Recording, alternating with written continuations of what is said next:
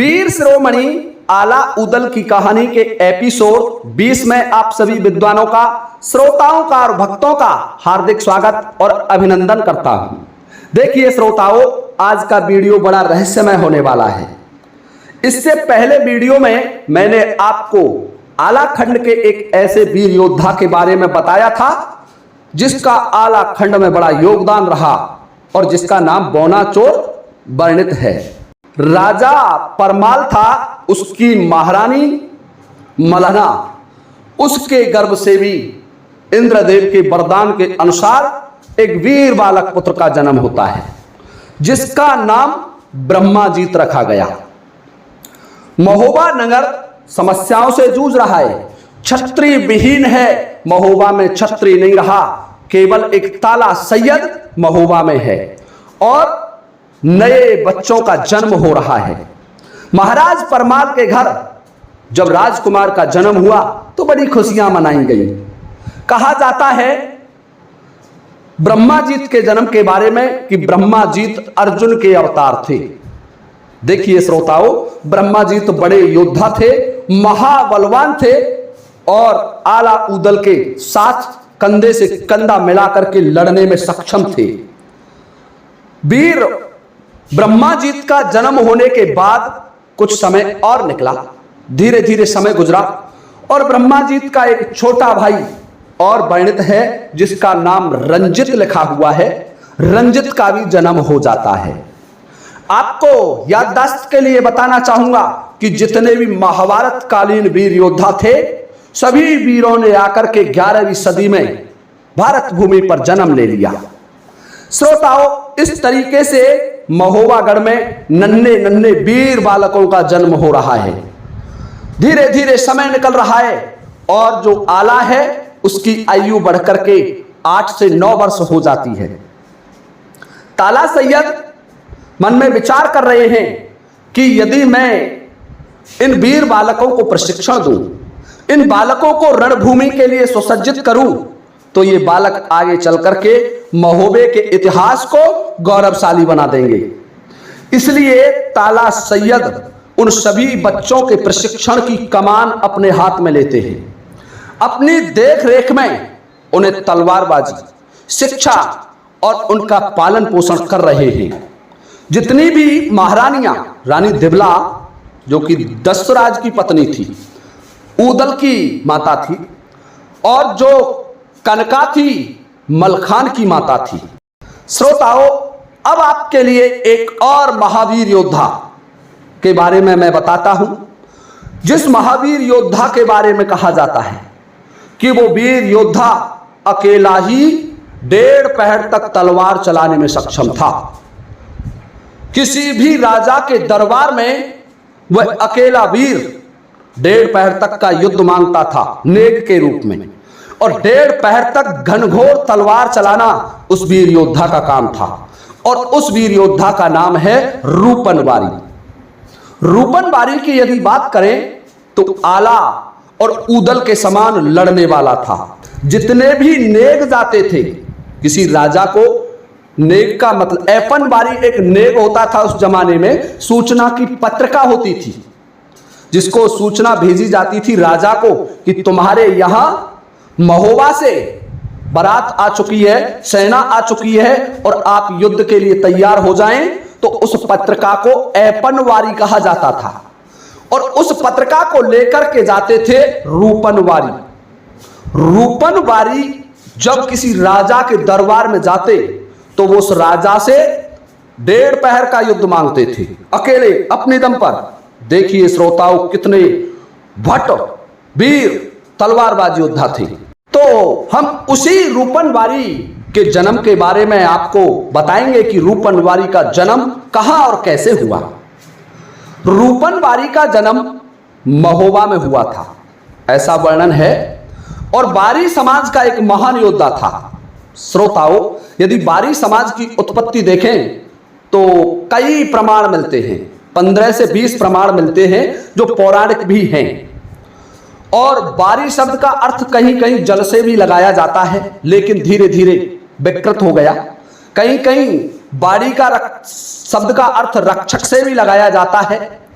कि वो रक्षक का कार्य करते थे, लेकिन कालांतर में वो शब्द बारी बदल गया और महोबा में एक लल्लू बारी नामक महाराज परमाल का सेवक रहा करता था। बड़ा भक्त था माता मैहर वाली देवी का। माता मैहर वाली देवी की बात करें तो माता मैहर वाली देवी का आलाखंड में बड़ा योगदान रहा है। आलाखंड के उन वीरों के लिए भी माता देवी बड़ी सहायक हुई है। यदि आला की बात करें तो कहा जाता है कि मैहर वाली देवी ने आला को अमर कर दिया था। और आगे आने वाले वीडियोस में आपको मैं ये बताऊंगा कि किस तरीके से माता मैहर ने आला को अमरता का वरदान दिया था। तो वह लल्लू बारी था, वह माता मैहर का सेवक था। माता मैहर के मंदिर में जाता, वहां सेवा करता, झाड़ू लगाता और माता से एक पुत्र की अभिलाषा करता कि हे माता, मैं वृद्ध हो चला, मेरा चौथापन आने वाला है, लेकिन अभी मेरे यहां कोई संतान उत्पत्ति नहीं हुई है। देखिए श्रोताओं, कुछ इतिहासकार लिखते हैं कि महाभारत कालीन विदुर जी ने रूपन बारी के रूप में जन्म लिया था, ऐसा भी एक प्रमाण मिलता है। देखिए श्रोताओं, इस तरीके से लल्लू बारी माता मैहर के मंदिर में झाड़ू लगाते और माता की सेवा किया करते थे। धीरे धीरे समय निकला और एक दिन लल्लू बारी मन में विचार करने लगे कि आज मुझे माता से वरदान स्वरूप चाहे कुछ भी हो जाए, एक पुत्र लेना है। ऐसा विचार करके माता मैहर के मंदिर के बाहर, जहां माता मैहर वाली का मंदिर था, उसके बाहर साधना में बैठ जाते हैं। ध्यान धरने लगा माता देवी का। माता देवी की कठोर आराधना की और जब देवी का ध्यान रखा तो माता देवी अपने उस बारी भक्त पर प्रसन्न हो गई और कहने लगी, हे पुत्र, तुम्हें मेरी आराधना करते करते काफी समय हो गया, कौन हो तुम, क्या मांगना चाहते हो, वरदान मांगो। तो लल्लू बारी कहने लगा, हे माता, मेरे यहां कोई पुत्र नहीं है और मैं पुत्रहीन हूं, और जिस के यहां पुत्र की उत्पत्ति ना हो तो कहा जाता है उसका जन्म व्यर्थ है। देखिए श्रोताओं, माता देवी कहने लगी कि हे भक्त, मैं तुम पर प्रसन्न हूं, तुम्हारे यहां एक महाबलवान पुत्र होगा, बड़ा वीर होगा, बड़ा सेवक होगा, और जिसका नाम इतिहास में स्वर्णिम अक्षरों से लिखा जाएगा। ऐसा वीर योद्धा तुम्हारे घर में जन्म लेगा। जाओ पुत्र, आज से 9वें महीने तुम्हारी पत्नी के गर्भ से एक वीर बालक पैदा होगा। लल्लू बारी माता भवानी से वरदान प्राप्त करने के बाद अपने घर आ जाते हैं। धीरे धीरे समय निकला और लल्लू बारी की पत्नी गर्भवती हो जाती है और 9 महीने के बाद उसके गर्भ से एक महावीर, सुभट, बलवान वीर योद्धा का जन्म हुआ। और जब उसका नाम रखा गया तो उसका नाम सुंदर था, बहुत ज्यादा खूबसूरत था, तो उसका नाम रूपन रखा, रूपवान होने के कारण। और जब रूपन नाम रख दिया तो बारी समाज से था, इसलिए बारी शब्द उसके नाम के पीछे जुड़ गया, रूपन बारी। रूपन बारी जब धीरे धीरे बड़ा होने लगा और लगभग 5-6 साल का हो गया तो उन्हीं आला उदलों के साथ खेलने आ जाया करता था।